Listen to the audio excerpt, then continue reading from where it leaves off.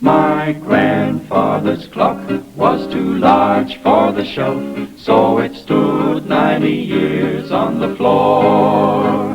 It was taller by half than the old man himself, though it weighed not a penny-weight more. Now, though analysts are expecting no change until after the summer. The retail group Kingfisher has finally announced it's to sell off Woolworths shares in the high street chain will start trading at the end of the month. The Kingfisher has not said what the value will be. But it's soft, broke, collapsed, went crazy. When the old man died.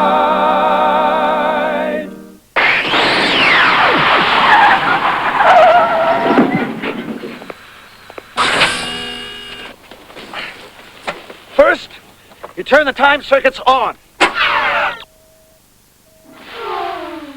This readout tells you where you're going, this one tells you where you are, this one tells you where you were. You input your destination time on this keypad. Say you want to see the signing of the Declaration of Independence. Or witness the birth of Christ. Here's a red-letter date in the history of science. My God, has it been that long?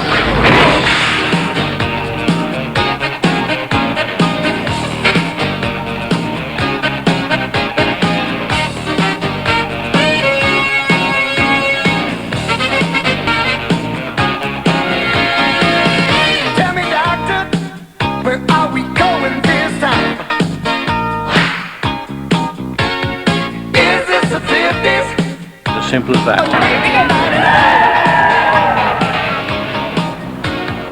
All I wanted to do was play my guitar and sing. Take me away, I don't mind, but you better promise me I'll be back in time. Gotta get back in time. Take me away.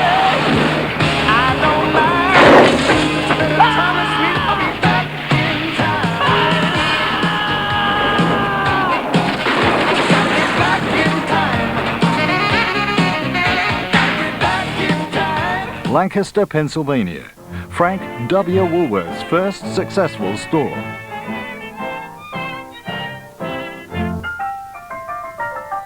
It was a lucky April shower. It was the most convenient door.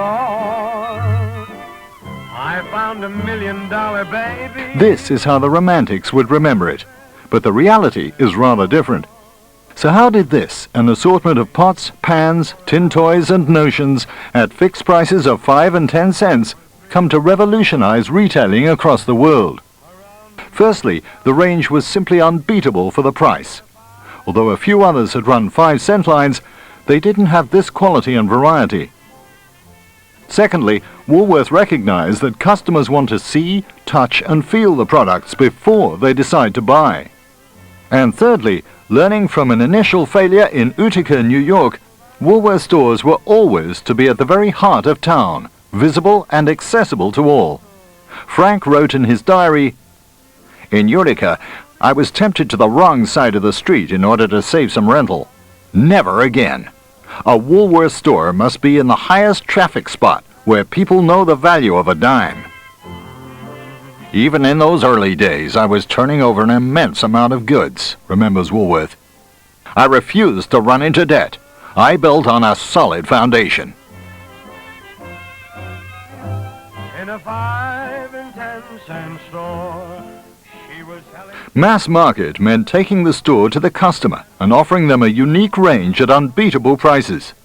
I couldn't expect people to come to me. I had to take my store to the people. F.W. worked out that great value didn't mean cheap or inferior. It meant balancing the range to make money on some lines that he could buy very cheaply. It meant stocking brand new lines where people simply wouldn't know the price and would pay extra for the novelty. And it meant loss leading from time to time, normally only where stocks were one or two singles, aiming to gain a reputation for value for money that far outweighed the cost. This is why his stores were feared by their competitors, because Woolworth never lost. On one occasion, he ordered the window displays changed 5 times in a night, the last at 4 a.m. to make sure that his bargains were better than those of a new store opening. In the end, the rival gave up, recognizing that the Woolworth business had fundamentally better economics. Woolworth studied bookkeeping at night school. He decided from day one to use money to make money. He would never be saddled with debt. And though he borrowed the first $300 of stock, he soon paid it off and never borrowed again. That's why the shop fittings in the first store were so poor. But in the second store, they were better, and within 20 years, he was using the finest mahogany and was among the first to introduce electric light in store.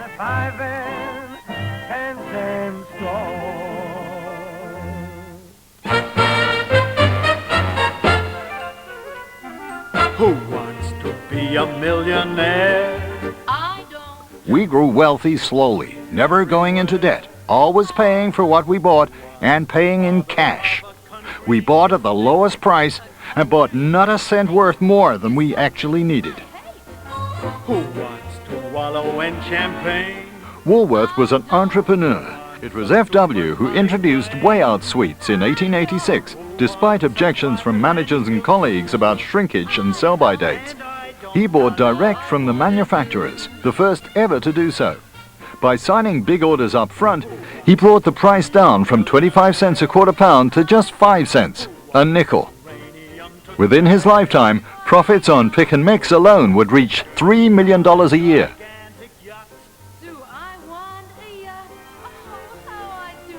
It was Woolworths that offered genuine gold jewelry, some 18 karat, most rolled gold, at 10 cents apiece across America at the turn of the 20th century. He showed the manufacturers how to mass produce. They expected an order for a gross and got an order for 20,000 dozen per month. Who wants to be a millionaire?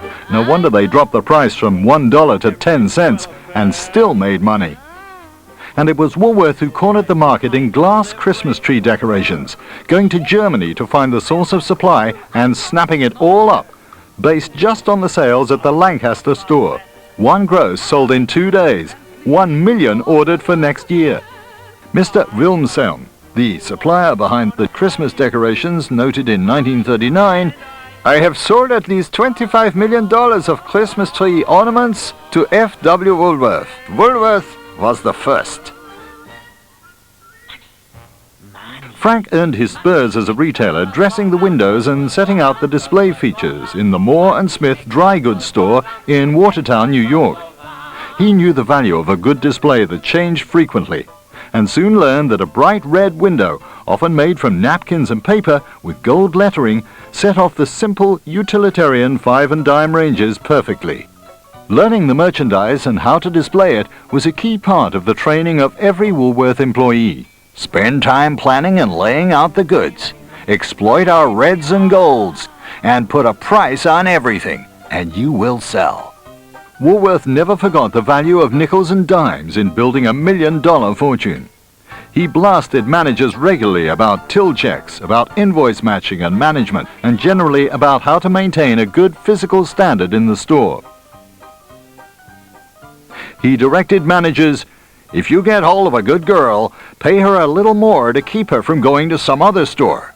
Some of our stores should pay not less than $3 a week, 50 cents extra. The help can do all window washing and cleaning, even varnishing woodwork. When they work late, don't pay them extra, but let them come in later the next day." Between 1880 and 1912, the American company went from strength to strength, taking on new partners and systematically adding stores right across the United States and Canada. To add sparkle and wonder to the offer, and as part of a constant striving to drive down costs, Woolworth followed the supply chain right back to the source of the product. This took him across to Europe regularly, virtually every year from 1890 onwards. Frank's shopping trips to Europe started a love affair with Great Britain that lasted for his whole lifetime. And that keeps the Woolworth name alive to this day. It makes the phone go pop.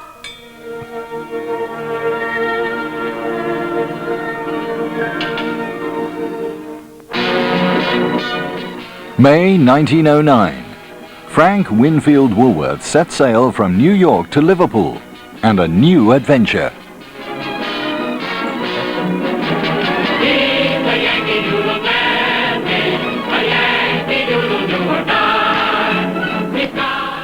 With him, his wife Jenny Creighton, their 3 daughters and 3 managers from the New York district of the F.W. Woolworth five and dime business that was taking America by storm. 5 great pioneers, each trading dime stores as partners under their own names, with Woolworth doing the buying. Much of the success of F.W. Woolworth was built by riding the Industrial Revolution and from being the first to see the potential of assembly line production of simple products. Frank wrote, "The success of our organization may be attributed to a great buying power combined with economy and distribution."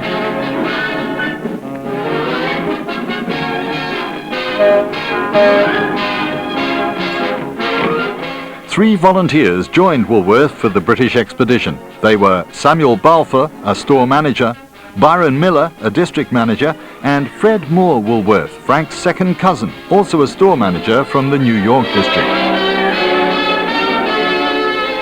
Liverpool was a sight to behold.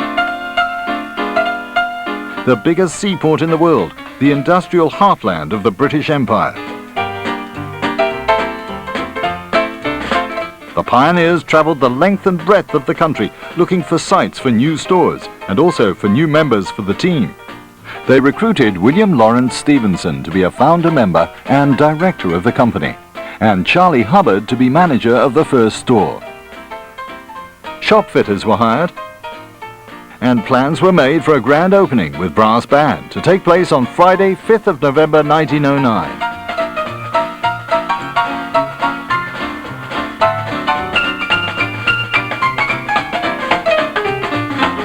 Woolworth was built upon an idea, and a simple one, to sell products which everyone in this country needs at a price which everyone in this country can afford. I've got sixpence, jolly, jolly sixpence. I've got sixpence to last me all my life. I've got tuppence to spend, and tuppence to lend, and tuppence to send home to my wife. No cares have I to grieve me. The opening day was a riot, with nearly everything sold out. I'm as happy as a king, believe me, as I go rolling home, rolling home, rolling home, as I go. Between 1909 and 1914, Woolworths rolled out 44 stores, an amazingly fast rollout, and each store was a big hit with the public. Then in 1914 came war. Managers sent over the top, some of them never to return.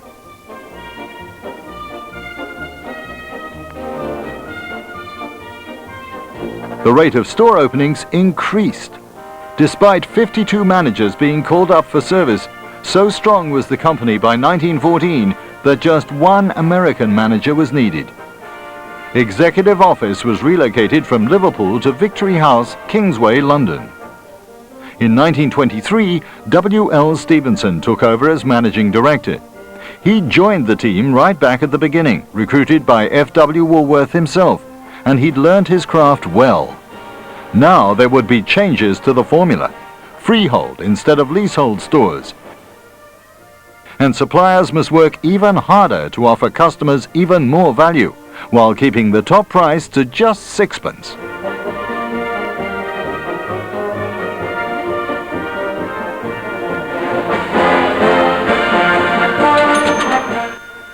The formula was a great success, with Woolies stores opening in high streets up and down the land, and a queue of suppliers in reception just waiting to serve the company.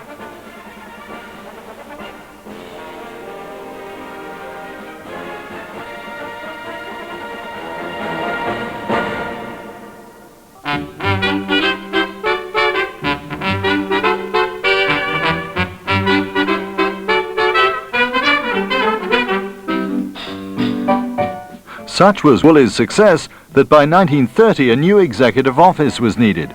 New premises were commissioned in New Bond Street, right in the fashionable heart of London.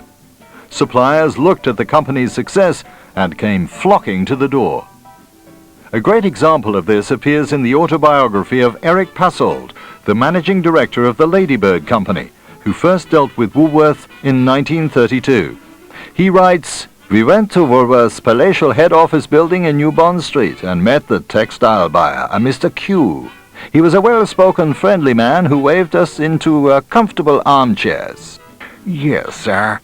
I can pay you 4 shillings and threepence a dozen for assorted sizes and colours. I've written out a starting order for 8,000 dozen. Stores raise slip orders during the season. Those should add up to another 20,000 dozen, I would guess.'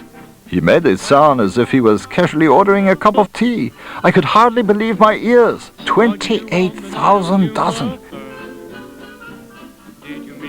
I hope you're pleased, and if you justify the confidence I have in you, there'll be plenty more orders coming." Pleased?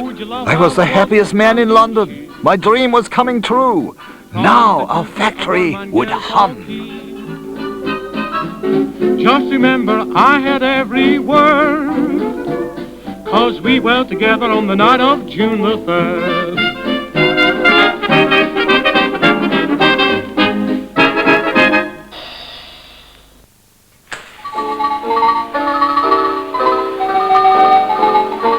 Woolies, #1 for entertainment since 1890.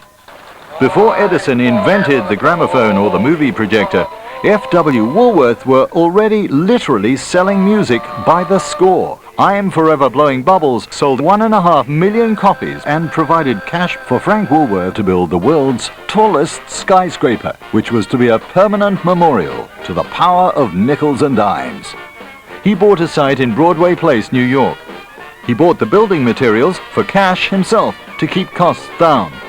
He supervised every detail of the work personally. That way, he said, not only will we get a great headquarters building, but we'll also make a handsome profit. The Woolworth Building, the tallest in the world.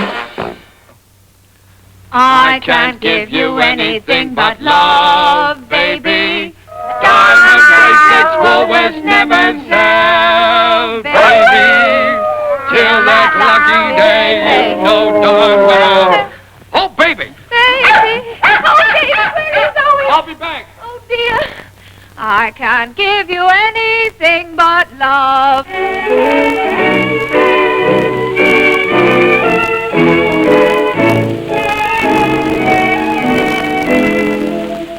In 1923, a colleague in the South End store recorded in her diary, "Today we heard the sad news that Mr. Fred Moore Woolworth had died. He's led our company since 1909. We were given the rest of the day off. Mr. Stevenson will lead the company now. At least now perhaps we'll be allowed to stock gramophone records like everyone else." She was right. Within weeks, Eclipse, the new electrically recorded records, were on the shelves. And they were under half the price of anyone else's store. Happy when the daylight comes creeping, heralding the dawn, sleeping when it's Many Woolworth stores were located next door to a cinema.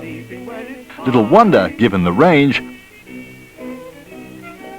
There was sheet music, many magazines to do with the movies, not to mention books and later toys and gramophone records. Promotions, competitions, and even dressing up in the store were all related to the movies. underneath the arches. I dream my dreams away.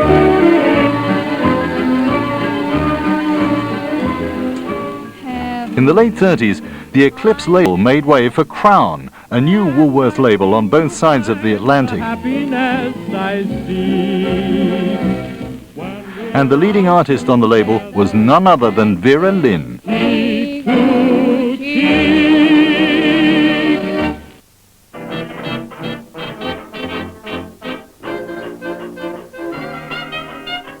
Ladies and gentlemen, the management of this theatre pray to commend to you the products of Messrs. F.W. Woolworth and Company.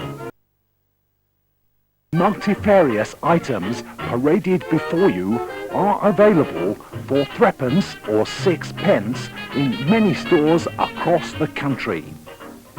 Most items are British made, with others made in the Empire, and all are of the utmost quality.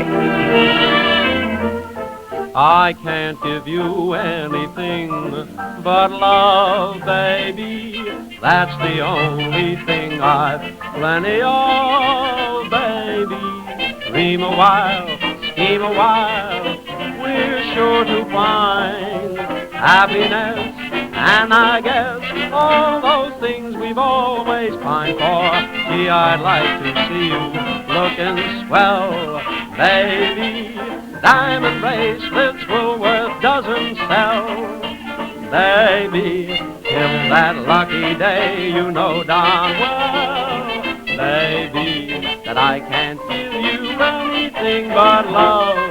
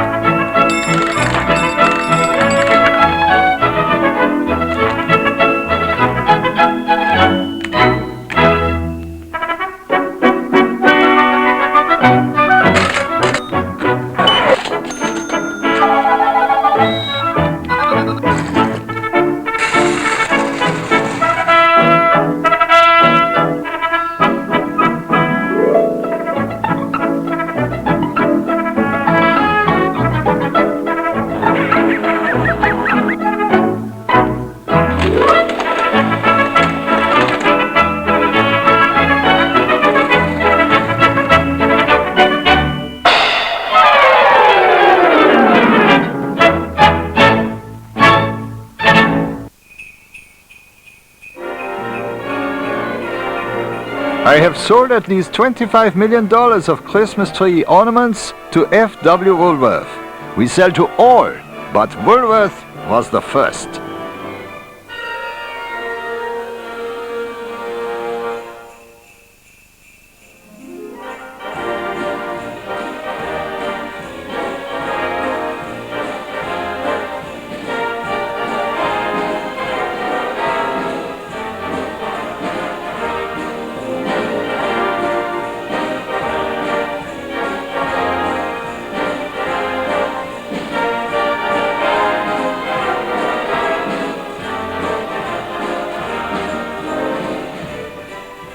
Remember, implored Woolworth, that Christmas is our harvest.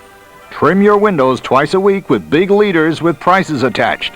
And be sure to keep stocks of regular ranges to the minimum you need, so there's cash in the bank for tryouts.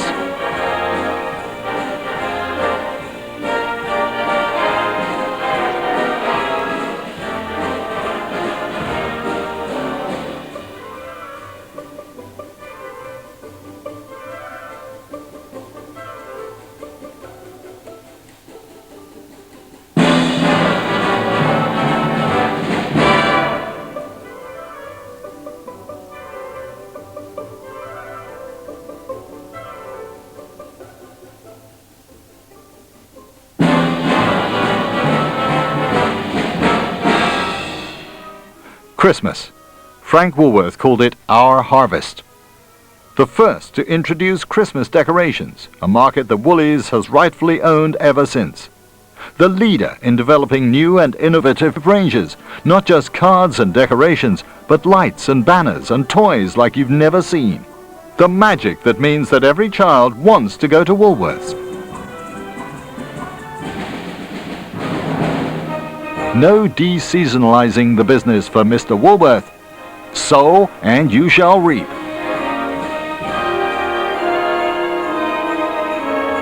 That, as they say, is the wonder of Woolworth.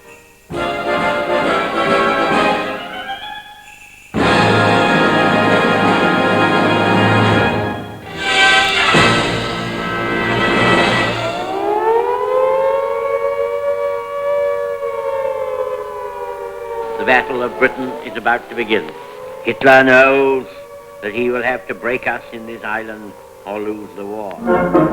I've got a coupon, jolly, jolly coupon. I've got a coupon, the only one to spare. I've a coat and a vest, but as for the rest, my coupon is all I have to wear.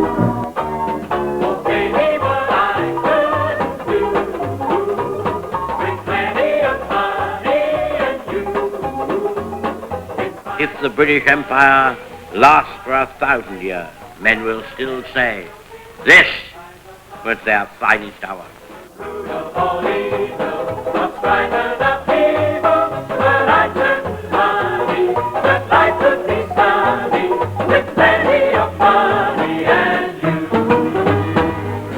To the heart of London's West End, the self-condemned criminal sends his pupils to wreck and burn department stores and shops. Indiscriminate bombing is the hallmark of the Hun. Who do you think you are kidding, Mr. Hitler, if you think we're on the run? We are the boys who will stop your little game. We are the boys who will make you think again. 'Cause who do you think you are kidding, Mr. Hitler, if you think old England's done? 1945, and the chairman, William Lawrence Stevenson, expressed his thanks and admiration for all those who had contributed to victory in the World War, to everyone who had picked up the pieces after enemy action, straightened the counters, and got right back to work. But he paid special tribute to the customers and colleagues of Store 362 at New Cross Road, Deptford, who had paid the ultimate price. Killed without knowing the reason why, while shopping and serving at their counters on a busy Saturday before Christmas.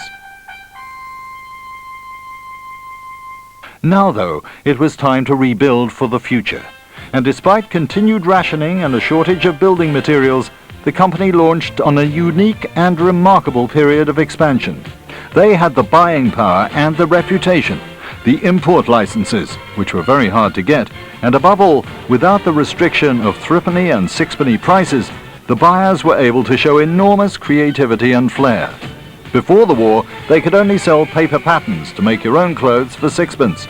Now they could sell the garments themselves, and did, by the million.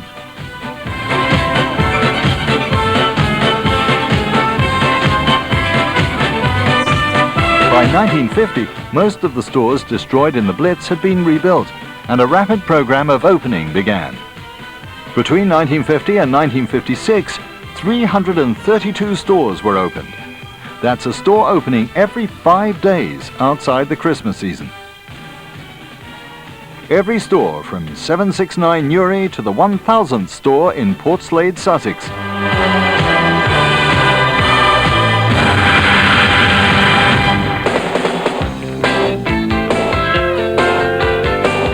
Don't know much about history. By 1959, when the company celebrated its Golden Jubilee with a grand dinner for executives and managers at the Dorchester Hotel in Park Lane, F.W. Woolworth had become the second largest company on the stock exchange, second only to ICI. What a wonderful world this would be. In the speeches after dinner, as well as congratulating the British subsidiary for its success, Robert C. Kirkwood, president of the American parent, launched a passionate and surprising plea. But don't rest on your laurels. It would be easy for you to believe that you're making millions and nothing needs to change. Learn from us in the United States. In the last 10 years, new competitors have entered the market and put our company under real pressure. I'm the rival. I'm the competition. Come to Kresge's. See the exhibition. Give up all that shopping at a Woolworths store. We've had to drop prices and accept lower margins. We have invested fully half of what we made to relocate the stores in shopping malls and back to the heart of town. And for us, it may still be too late. In Britain, while you're at the top of the market, invest now, and you will sustain the brand for maybe another 100 years. Fail, and in 10 years' time, you will be in decline. There was a little polite applause, but no one took any notice. Stores were not relocated. Moves to self-service were painfully slow, and range development for main chain Woolworths ground to a halt as executives turned their attention to new formats.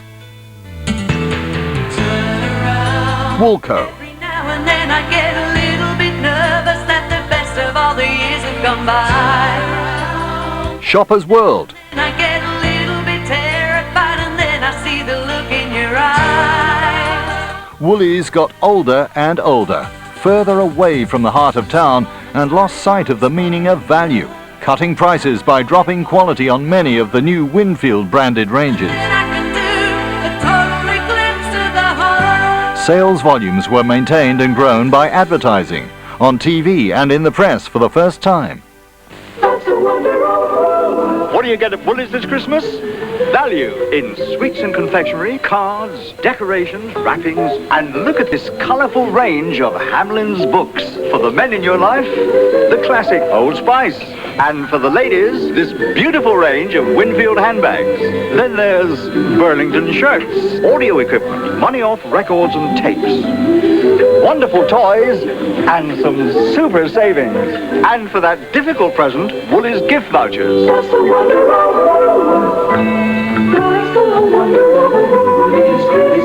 You just can't beat Woolies for value. Everything you own needs, everything you own needs. Woolworths sells.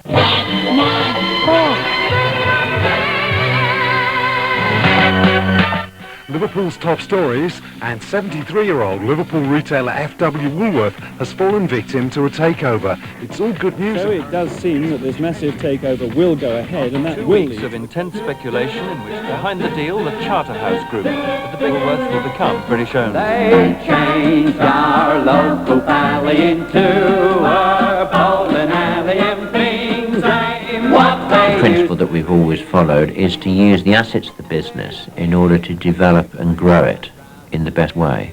For example, we used the basic assets of Woolworth to grow B&Q far faster than B&Q could have grown on its own.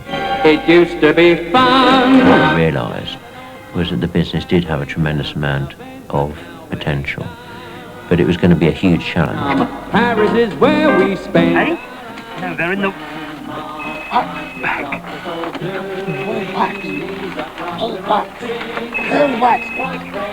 In the Woolworths back! We used to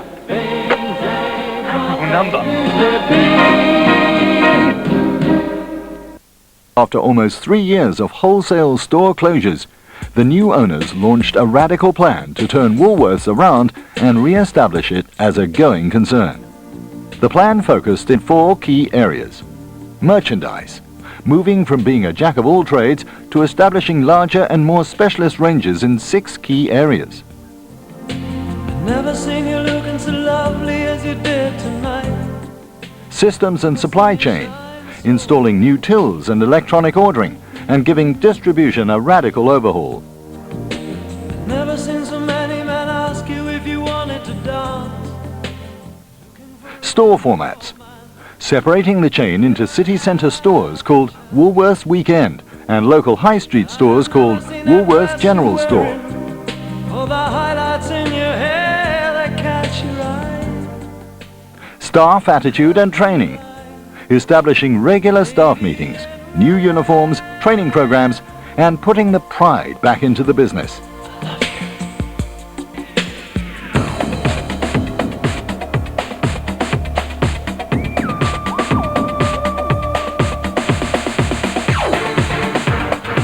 Sales on the new ranges quickly lifted off, generating much more profit from a much smaller range. Profits rose as stock holdings were reduced and shrinkage was brought under control. No one would have believed in the last years of the 19th century that human affairs were being watched from the timeless worlds of space. No one could have dreamed we were being scrutinized.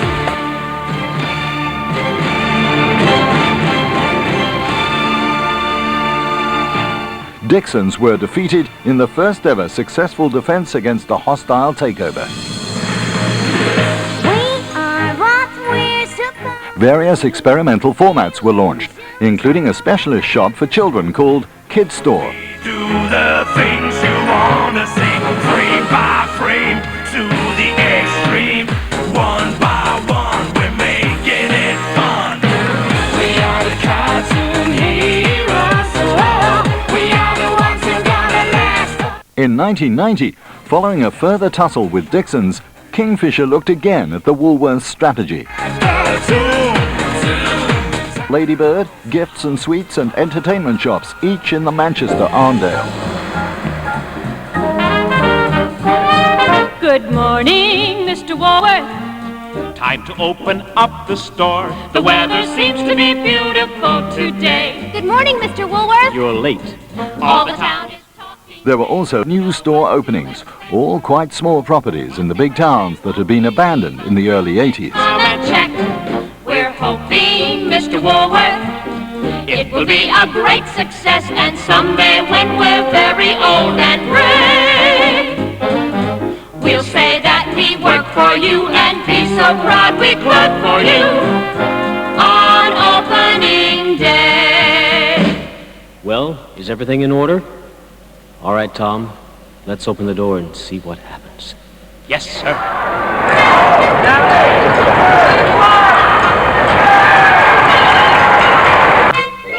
But by 1999, as the company celebrated 90 years in your high street, the offer to the customer was getting tired.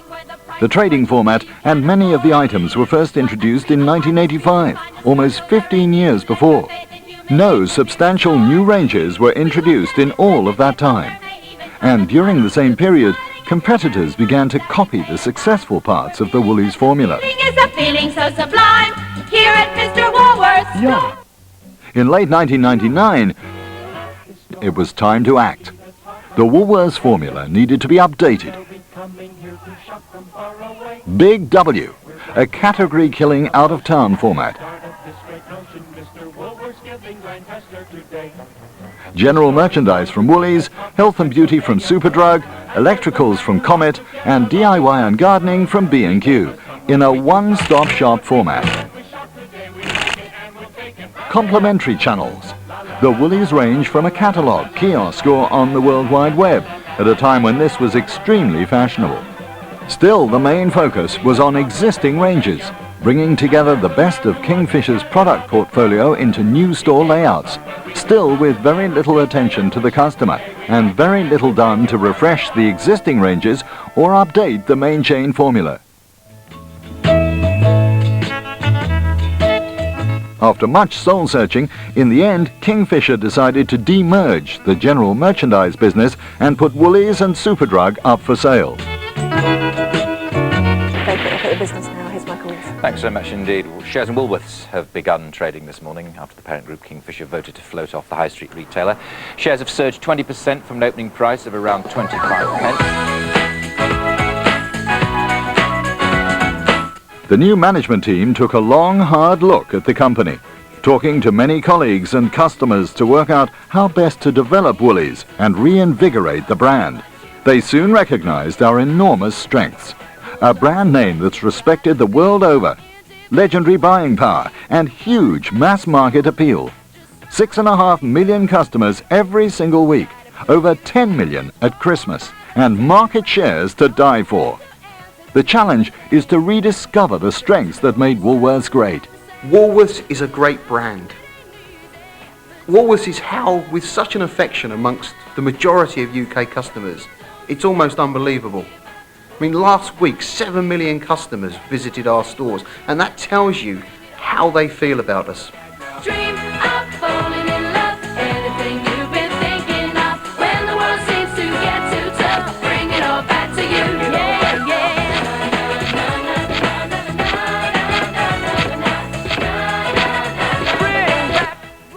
What would Mr. Woolworth make of our British Woolworths today?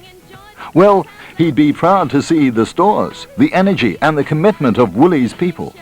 He'd love kids first and the way it puts something back. He wouldn't be a bit surprised that while the stores have changed, the key values have stayed constant. Think back over the company's first 123 years, and the same values come up again and again. Frank Woolworth loved product. Never a day went by when he didn't explore some new idea for a range or display, and he expected every buyer and supplier to do the same. You say I'm obsessed about product. I'm proud to say you're right.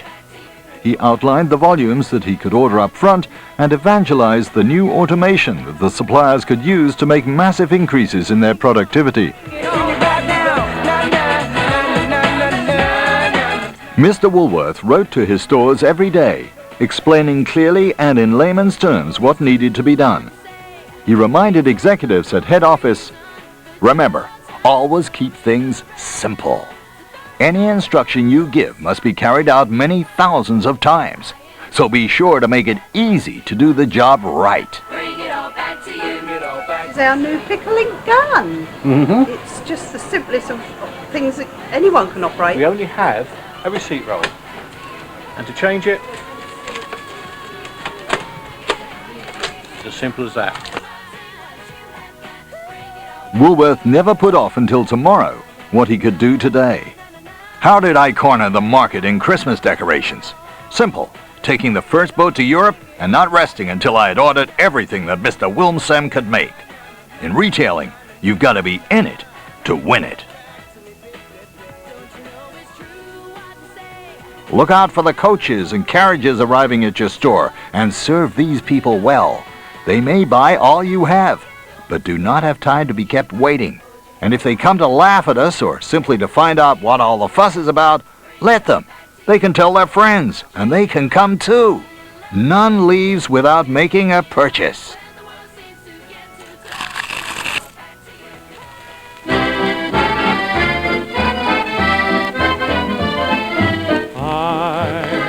Putting on my top hat, tying up my white tie, brushing off my tail.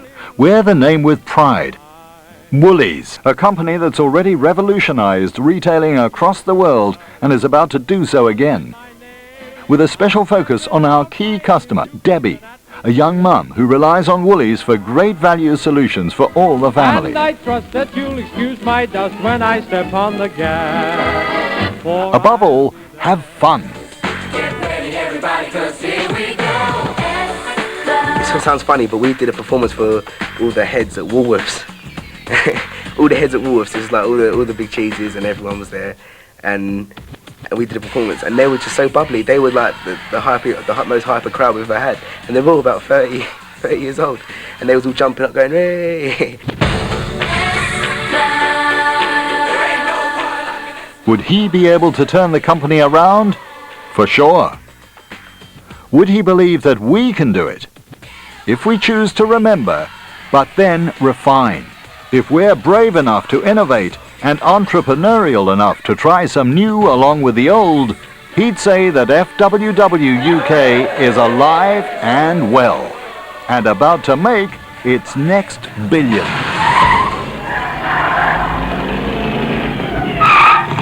Hey, Doc, we better back up. We don't have enough road to get up to 88. Roads? Well, we don't need roads.